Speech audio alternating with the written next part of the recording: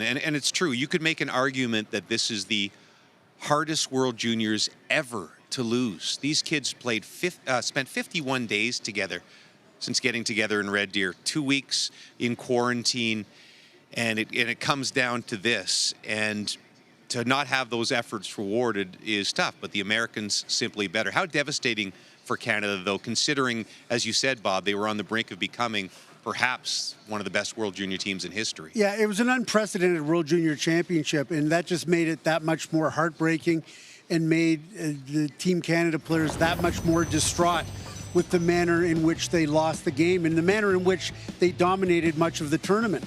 To gather together in Red Deer in mid-November, my goodness, and to go through that 14-day quarantine where they were in the rooms by themselves and they couldn't even get on the ice, it boggles the mind. And I hear people say that, well, the big problem with the tournament, Canada didn't face any adversity, and that is certainly true to a certain extent. But that was, I mean, what were they supposed to do? They played the Russians in the semifinal and they dominated them. They played the Finns on New Year's Eve, the bronze medal winning Finns that had the Americans in a tie game with 2 minutes left, and Canada just rolled over them. So the lack of adversity was of their own doing because they were playing so well.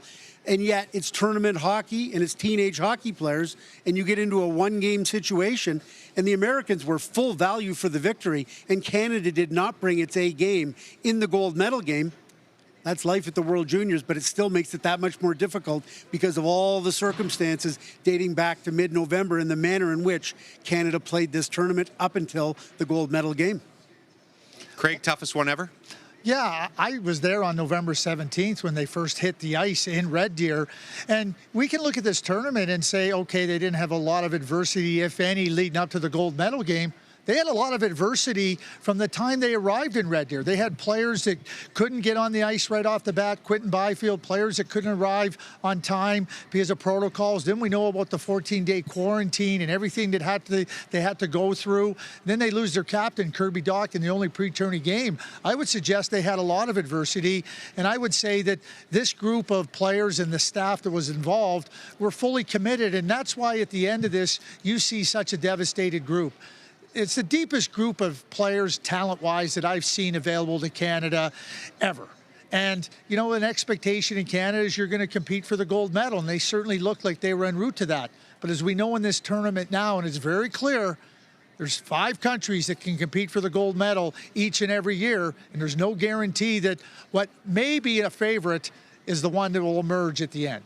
You mentioned Kirby Dach. I found myself saying that a few times during that game. They really needed Kirby Dach on this night. It was the 4th time of a dream team scenario where basically everybody was available, of course, except for Alexis Lafreniere, who stayed with the Rangers.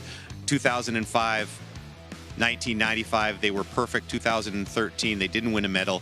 And this 2021 team, almost perfect until the final game. And credit to the Americans who beat a team with 19 first-round draft picks. On paper, Bob, on paper coming in, the greatest team draft pedigree-wise ever. Oh, no doubt about that, and full credit to the Americans. And you know, when the Americans win the gold medal, it makes me think of my friend Jim Johansson. He passed away on January 21st, 2018. That was a couple of weeks after Canada won the gold medal in Buffalo. And Jim Johansson, of course, was the executive director of USA Hockey in their program, the World Junior program.